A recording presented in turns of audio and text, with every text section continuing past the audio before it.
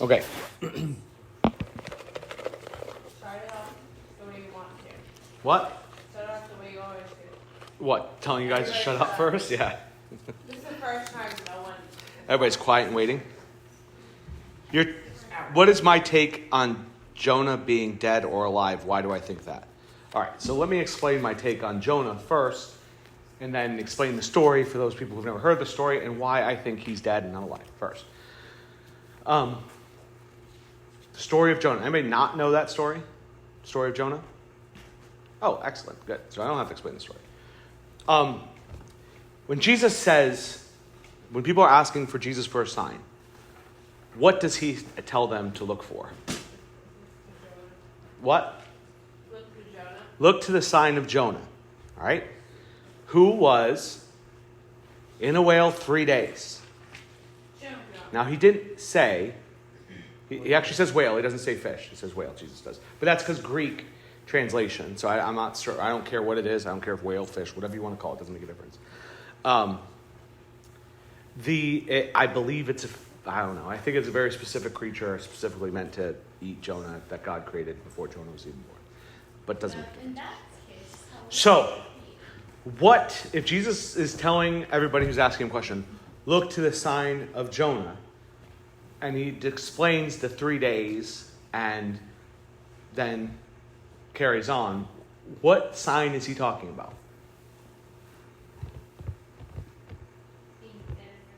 Thank you. At the very least, you have to know that symbolically it has to be the resurrection. Okay, that's my first point. That Jesus is clearly talking about his own death and resurrection when he's talking about the sign of Jonah. The second thing is,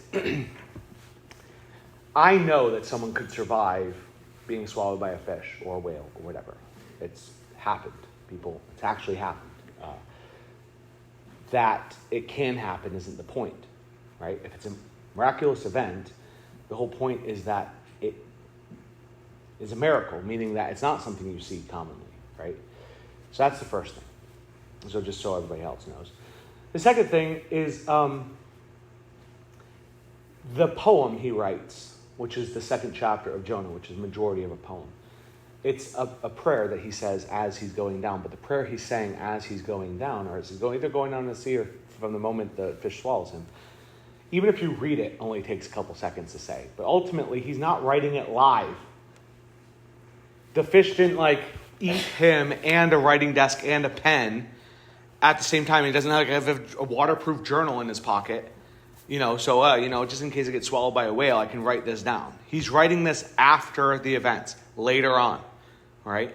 So we know that just because he wrote a poem that was a prayer of his thoughts as he was getting swallowed by the fish or as he was falling into the sea, isn't evidence that he was alive somehow in this fish. The most important part is that the sign of Jonah. That I look at this as a miraculous event in which God resurrected Jonah from the depths, which meaning that Jonah was dead, and then the fish brought him where he needed to go, and then threw him up on the land, and Jonah was alive. I may be wrong.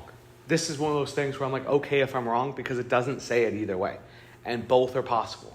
But I find something slightly less miraculous if people start throwing in facts that, this has happened before in history. It's like, yeah, okay, well, that's not the point. That it could happen is not the point. Because guess what never happens, unless Jesus or God does it, is resurrect somebody from the dead. And that's what I believe. I believe the more far-fetched thing, okay? So if we're trying to have a competition about which one more far-fetched, someone who's dead being made alive. But the most important reason why I do is because that's the sign that Jesus tells the people to look back to, and that's the sign that Jesus shows them that he was dead 3 days in the grave and resurrected. Did I answer all elements of that question? Your take on Jonah being dead or alive, why do I think that? Yeah, okay. I preach a whole sermon on that. Again, Spotify, there's a sermon on Jonah and the fish. All right, let's see, next question.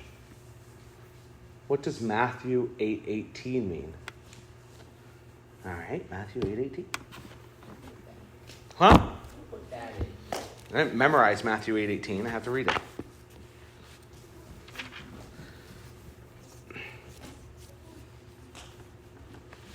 Now, Jesus, I got to read more than just that verse. Now, when Jesus saw a crowd around him, he gave orders to go over to the other side. That's it? That's the verse? What? Literally, Matthew 8:18. Now, when Jesus saw a crowd around him, he gave orders to go to the other side. I was confused what the other side was. The other side of the river. The lake, the other side of the water. He takes a boat and goes over that way.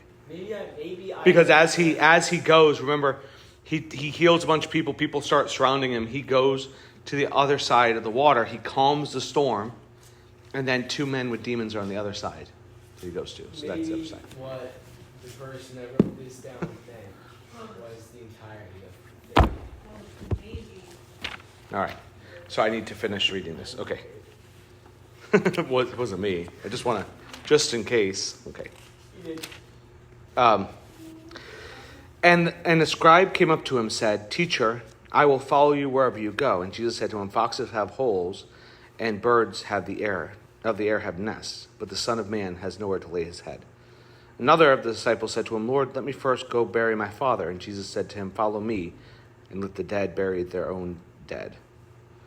Is that the question that the person who may have asked me this question wanted to know? I don't know what that random person was. Okay. When he read it. Because basically, Jesus, the first person's a scribe. He's a leader in the church. And I don't think he's ever had, because he's a leader in the church, ever had a hard night's rest. He's always slept comfortably. He's always lived comfortably because that's their position. And so when Jesus tells him that, he's like, "Look, I don't have a place. I don't have a home."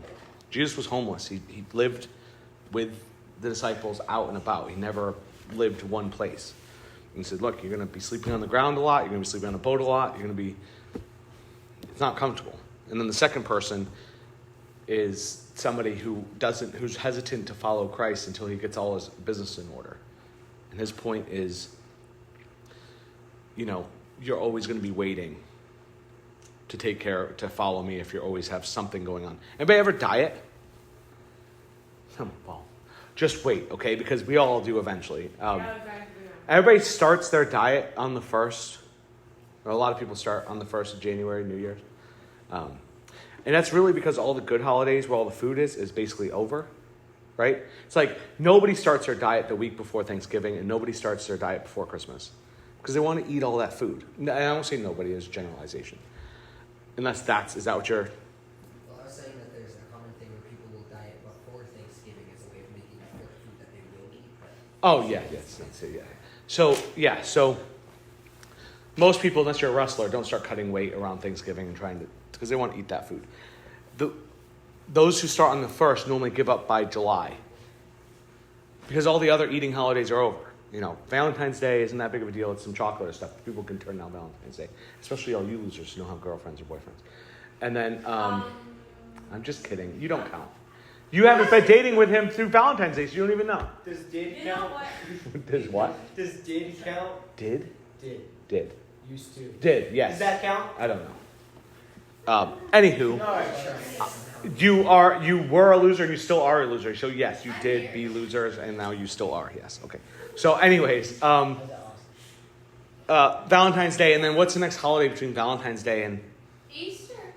Yeah, I guess Easter's one. Fantastic day. But either way, my whole point, yeah. Fantastic day. My whole point is that generally, if you want to diet, there's always a holiday. You'd be like, "Oh, I should wait until this next holiday before I diet because it's coming up. Leap year. My birthday's coming up. I can't diet on my birthday." So, anyways, that's kind of the premise of what he's saying here. Like, there's always going to be a reason why you're not going to follow God. So let the dead bury the dead. It'll take care of itself. Does life begin at conception? Yes. That was an easy answer. Everybody do a talk to the dead spell as far as D&D? Yes. You have 5 questions to ask. Don't ask yes or no questions. Yes, life begins at conception. It's very clear and even scientifically proven clearly. That's where it starts. Why would you say that? I didn't. Anyways. Oh, man. Thanks for the tiny little piece of paper with a paragraph on it. I feel like I'm lying to somebody if I call them something that they are not, specifically pronouns. Is that okay? Yeah, I would. Okay, so.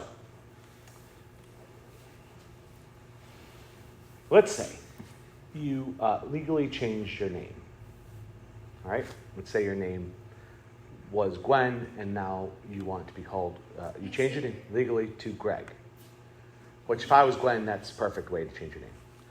If Gwen changed her name legally to Greg, are you lying to her by calling her Greg? Yeah. No, because she legally changed her name to Greg. Okay? Her name now is Greg. As far as the pronouns thing, I am on the fence. I don't know if I would think it was lying necessarily. I think that it comes back to Christ, where it comes to the law and saying, let love abound. I think where it benefits you to love somebody is key. So, let's say Gwen decided to be called Greg and wished to be called he, him. You're my daughter, and I'm not going to offend anybody else. So I'm just going to... I do Moses every single time, and Moses' transitioning is a little too close to home. So just kidding. First of all, let me finish what I'm going to say. I was just kidding, clearly just kidding. So the way I'd approach it to Gwen is, Gwen, I don't know who Greg is. Never met Greg. I haven't gotten to know Greg. I don't know. But I do know that I love Gwen. I love Gwen the way she was, the way she is. I care for Gwen. I love her, and she's accepted the way she is. If I have to get to know Greg and get to learn who Greg is and figure that out, I can manage that. But just know that I will miss Gwen. I will miss her because I love her. And if she's dead, that's a sadness to me. I think the key here is to show love to the person and let them understand, because frequently I don't think it's necessarily for everybody who's recently decided to change their identity is necessarily an idea that they want to actually change their identity, but to be accepted and to be loved. And they're lost in trying to figure out that. And we can't be the people that close the door on that because we have this higher superiority in our decision making. We know the truth, and that's fine. And we want to bring people to the truth, and that's fine too. But when the truth becomes the goal of hurting somebody, or the goal of just driving a wedge between you and them, when it doesn't hurt you at all to make the claim in order to let love abound, I think there's value there. That being said, I don't believe transitioning is healthy. I don't believe transgenderism is a good ideology. I think there is some psychological help that people who seriously have what I call gender dysphoria, that's no longer a part of our dictionary anymore, that may need to seek it. But I think frequently it is people who now want, and it happens all the time. It happens through every culture, every single age group, every single generation has had this group of people that don't feel seen and don't feel loved and don't feel part of something. And that unfortunately it's the Christians that spend the most time yelling and screaming and pushing them away, instead of being like, I see you and I love you the way you are. We need to have a lot more Mr. Rogers and a lot less Rush Limbaugh. All right? I think that's very important. And those who don't know Rush Limbaugh, that's fine. He's dead. He's long gone. And most of you probably don't know who he is. But we need to have a lot more people who love people. And again, that has nothing to do with biblical truth. Has nothing to do with trying to help them understand who they are in Christ, or that the way they're born is perfectly fine.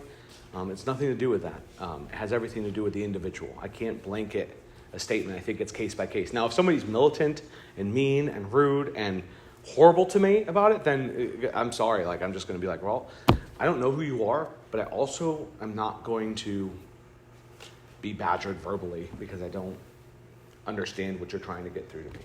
So there's all kinds of pronouns that I don't get, and I'm not even going to try to get. I'm just not doing it. So I don't know if that answered the question. That's the best answer I got. What's up, man? What would my name even be if I was a girl? Mary. Mary? I don't know. You're the one changing your Did you say name. Marisa? All right. Yes, I like Marisa. Do you mind being repeatedly asked if I'm a duck? I mind stupid questions, so I guess any stupid question that's asked to me, I do mind that. But it is what it is.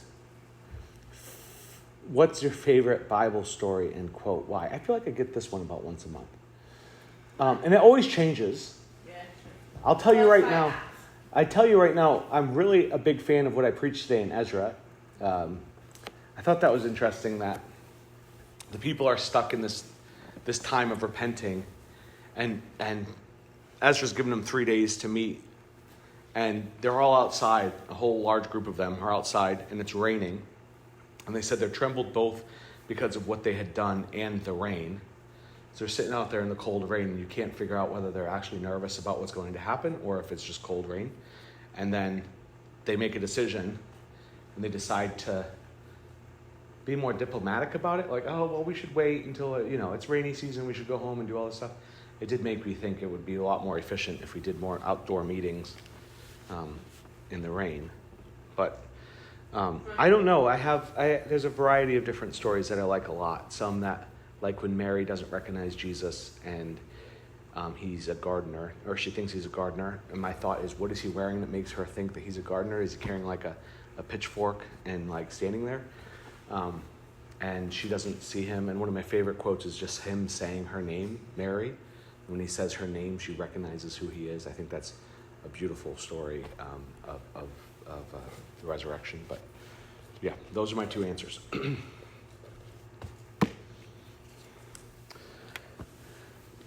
Is there a moral problem with Christian contemporary music? No. I don't find a moral problem with a lot of music. First of all, I can't play it because I'm listening to it. First of all, if there's a moral problem with a lot of music, I'm struggling because I don't have a single Christian contemporary music on my playlist that I listen to. I never listen to Christian contemporary music. So I have a whole bunch of music on my playlist. So I'm really in a moral conundrum because I don't listen to any of it. Here's my problem with Christian contemporary music. It's boring and rarely good. I'm not saying it's never good. I'm saying it's rarely good. As a genre, it's hot, steaming garbage. In the same way that most Christian movies are hot, steaming garbage. So those two things combined normally stink. I'm not saying always. I'm saying frequently. There are some bands like Relient K and the Bird Songs. And so, Relient K? Good for you. I'm pretty old. I like Relient K too. So, I'm surprised. yeah, so some of these bands that I liked growing up, I kind of don't mind. Would I buy an album of theirs? No. I would listen to their album if right now I can, so I have a couple songs. There are songs that remind me of my sister, like Closer, Softer to Me by Relient K is really, really good. So there's songs that I like. Most of the times from these Christian bands, the songs I like are the ones that aren't about God, more about their relationships or their relationship with each other, or people, or themselves. There's something about the human experience that I like about music. So here's the other thing. I'm a big fan of art. So those of you who play music that I don't play, like I can't play music, no, I don't. That's like saying, yes, I guess, but that's not, I would never say, if someone asked me, do you play the guitar? I'd be like, no. Do I have a guitar? Yeah. Do I know some chords? Yes. But do I know what I'm doing? No. Want to know why I can't play the guitar? Because I have dyslexia and I can't get the strumming patterns. Yep. So I up, down, down, up, down, down. I can't figure that up in my head. So I can't do it. I got pretty far learning chords and things like that, but I can't like do. I do a little better with piano. It's I'm just saying that my brain doesn't function that well. I could probably pick up an instrument. I did okay with the ukulele. I did okay with other things, but strumming patterns blew my mind. Hold on. Let me make the point I was making. Art should make you feel something. Okay? I can look at certain paintings and feel emotional about them. I can watch a movie and feel emotion about it. I can, and the emotion doesn't always have to be sadness. It could be happiness. It could be rage. It could be whatever it is. And music in the same way should make you feel, music as an art form should make you feel something. Both our hymns and our hymn books and the music we listen to in our vehicles or in our leisure time. Books should make you feel something. That's good art. Good art should make you feel something. Happy is a feeling, right? That's okay. The one thing none of this should do is make you feel annoyed, okay? And that's the problem. Unless the goal of the art is to make you feel annoyed, which seems like a lot of modern art and some other music, I still don't look at that as at least enjoyable art to me. The one emotion I don't want to feel when I'm escaping the world that's around me is not annoyed, because the world is annoying enough as it is. So that's my take. There are music. I listen to almost every genre of music. I listen to it and I give most everything a chance, even K-pop, which I'm like, not my thing, but I've listened to it. Okay, I'll give any music a chance. Will I always like it? Yes. Will I occasionally make fun of you if you like it? If I don't like it, yes. But that's because I make fun of you for anything I get a chance for. Yes. Strumming patterns do not matter. What? Yes, I understand that. I think there's a certain element of beat and meter that has to do with strumming patterns. That's why you do them. So like 16ths and quarter notes and eighth notes determine your strumming pattern a bit. But you can get around without it, especially if you're doing like lead guitar, where it's a little bit different. But again, my brain is just not really good with anything that has to be super duper organized, which is why questions like this and the way I preach works, because I don't have, if I ever try to script something in my sermons, I get really lost in when the word's in front of me. So I'm very off the cuff. But does everybody understand? So I don't think there's anything morally wrong with Christian contemporary music, except for I believe God does get annoyed with some of the songs that are out there. I mean, I'm human, and I know that me being annoyed, I'm telling you, I don't know how disappointed I'd be if God was like, you don't like that song? I really like that song. I'd be like, Jesus, your taste, man. I love you, but your taste. All right? So I can only imagine you don't love that song? No, you don't love that song. Wait, what? Okay. That, no. You gotta love it. I don't have to imagine. I don't have to. It's in the book of Revelation. I know how I'm going to respond when I see Jesus.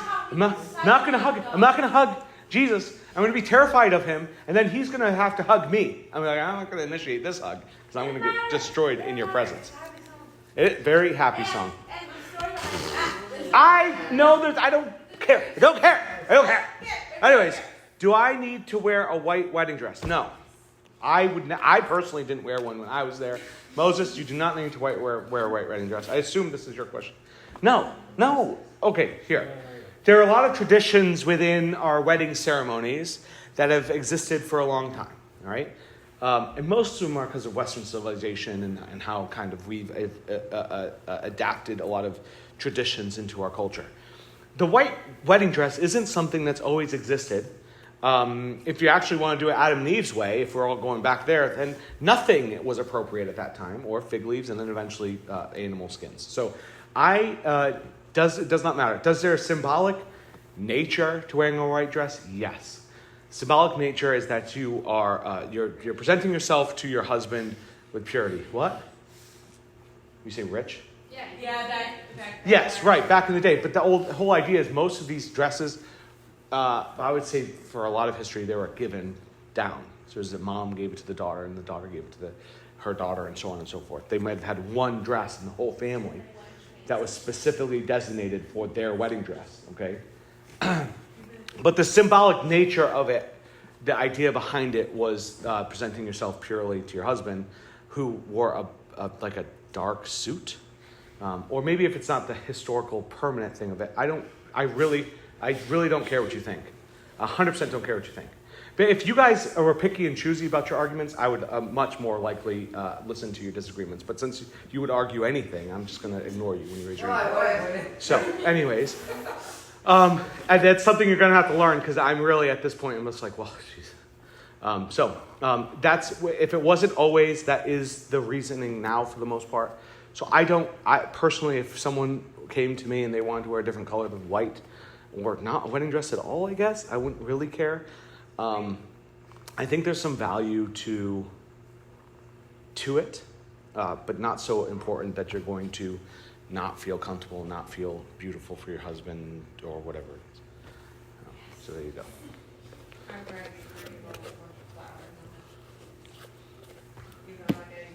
Yeah, maybe. What do you mean? Is it wrong to listen to explicit music?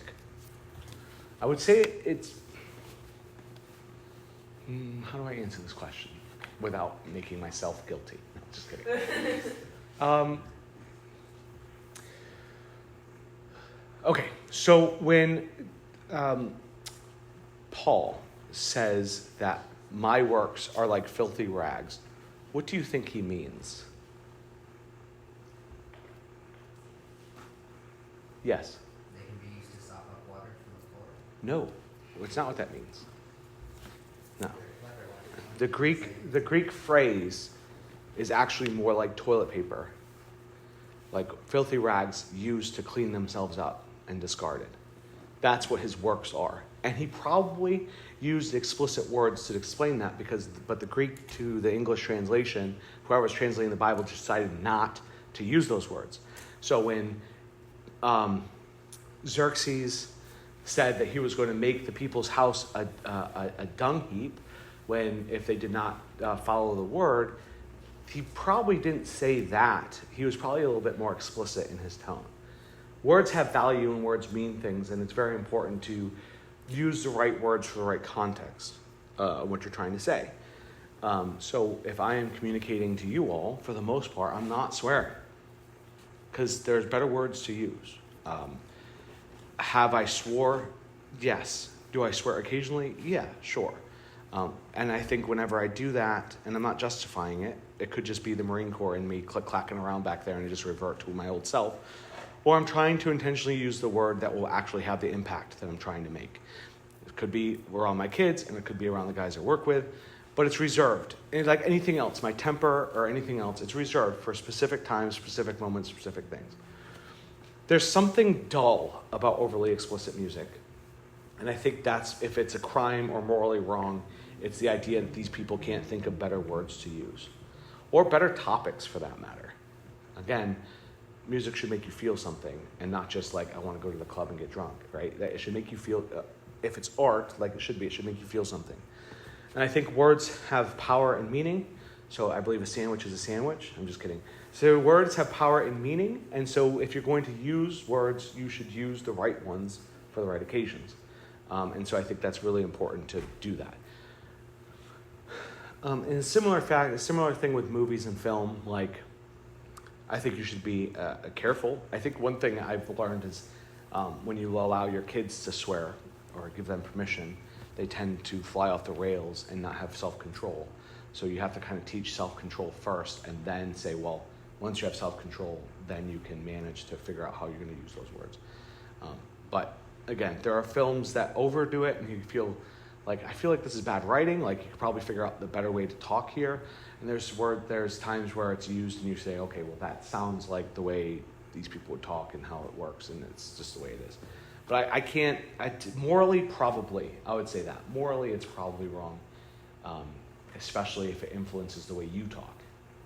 If what you're taking in influences the way you decide to talk and act, and it's explicit, and then that could be problematic.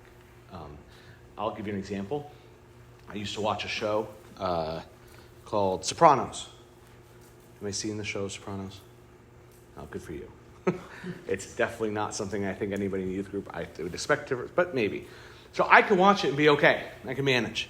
My wife, however, she starts talking like she's from New Jersey, and she's married to a mobster after she watches it for like three or four episodes. Same with Ted Lasso in a way. She started. So it's just one of those things, like some people, when they see and receive certain things, they start to talk a certain way. And if you start doing that, it can be dangerous. So if you don't have the self-control or discernment, then it's a problem. I think personal conviction plays a big part on what you do. So I don't think it's necessarily morally wrong for me, but that doesn't mean it won't be morally wrong for you. Yes? You know how like music should make you feel something, not just like I went to the club and Yes. and stuff. What if it makes me feel like I really want to dance? Like I just want to Low dance. Like Low by T-Pain. Like I wanna will dance. Immediately I don't know. screaming those lyrics. I don't know. I never felt... No, so could you guys imagine, just picture it, close your eyes. Everybody close your eyes. I don't want to happen like And picture a song in which I'm listening to where Pastor Mike just wants to dance. All right? And then what song... Raise your hand if you have a song in mind that would make me do that. Yes. I know exactly What? song made me. What? Sherry Lady. I don't know what that is. I don't remember the song, but it's that one song that you It's really an inappropriate song. I know the name of that Oh, song. I know that song. But that doesn't make me want to dance. It makes me want to laugh. How many times okay, people who know me personally, how many times have you ever seen me dance? All right. You live with me. You've almost never seen me dance. And there's a good reason for that. I did win a dance competition, just so you know, where the judges were teenagers. So, yeah. So I'm impressed with myself. Good for you, bro. I can dance. I just choose not to. What? I've seen you dance, but only if you, like, I don't know, said something that was really... Oh, funny. yeah. Or the crab dance in the pool. Yes. Oh my god. Hell yeah. But I'm going to answer this last question and then we'll move on. Is there a difference between complaining about someone and gossip? Oh. No, I guess not.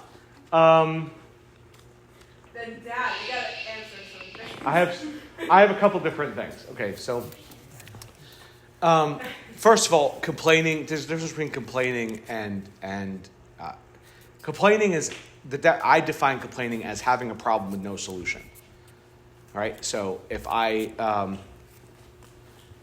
just whinging about the weather, it's hot outside. We'll do something. Go inside, put an AC, like whatever. Figure it out. Go swimming.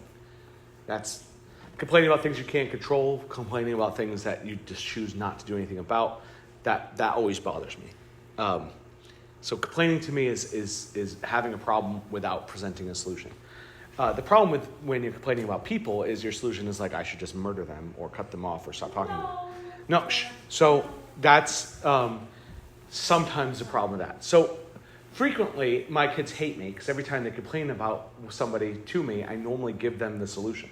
Well, this is how you should respond and this is how you should act toward that person. And that normally bothers them because for the most part, they just want to complain about this person without any real answer. Most people are that way. I just want to talk to you about this. I just want to talk to somebody about this without someone giving me an answer. I just hate complaining. So it's like, for me, I'm just like, well, here's how you should answer and here's how you should respond. I don't think complaining about somebody, I think the problem with gossip is more about trying to get somebody on your side to convince them that this person that you're complaining about is bad or wrong or problematic. And it's more about trying to drive division and trying to draw lines and create sides. I think that's more of the problem with gossip. I can, for example, complain about Violet, and I do, to Gwen. No, I'm just kidding. I can complain about Violet to Gwen, but my intention has nothing to do with trying to get Gwen on my side or make Gwen dislike Violet. My intention is, oh man, Violet came over the house again today and she stayed up late and she's annoying and obnoxious and blah, blah, blah. And Gwen is probably going to get offended, but that's what I'm doing. No, that's true. It feels close, but it's not true. But if my goal is just to kind of, sometimes we just call it ranting. If my goal is to rant about something, then maybe I'm just trying to let something off my chest. However, let's say I'm just trying to give an example. I wish I could give an example that I didn't feel like some people would think is accurate. Let's say Frank didn't like Jimmy and wanted other people to dislike Jimmy too. Even if what Frank was complaining about Jimmy was true, his reason for bringing it up is not to rant or to let something off his chest, but to have more people dislike Jimmy. So he had more people on his side. People do that all the time. I mean, anybody who goes to a school knows that that's how it works. Like, if I dislike somebody, and I can gain more friends if I have a commonality, and sometimes the only thing that's in common is that we both dislike a person. We don't have anything else in common but our dislike or hatred for somebody else. That's gossip. So I think the control for whether you're complaining about somebody or gossip is if you're complaining about somebody to somebody who is going to be helpful. If my kids complain to me about one of their friends or somebody, even here in this youth group, I'm assuming they're not coming to me, so I dislike that person. I dislike you all as it is, so I don't think I could dislike you anymore. Just kidding. I don't think, yeah, thanks, Gwen. So I think that if someone's coming to me to complain, yeah, I know. If someone's coming to me to complain about somebody in the youth group, I think they're coming to me to complain so I can provide them with some sort of solution or help. I think if some people know that I can't complain to this person about youth group because they're going to take my side and dislike this person because they already dislike this person, that becomes a problem. Your mom stopped complaining about me to certain people because those people already disliked me. And so it caused them to continue to dislike me and have preconceived notions because she was complaining about me to them. So I don't have a problem with my wife complaining about me. I do things worthy of complaint, but now she's had to choose who to complain about me to. I have to close this, and we have to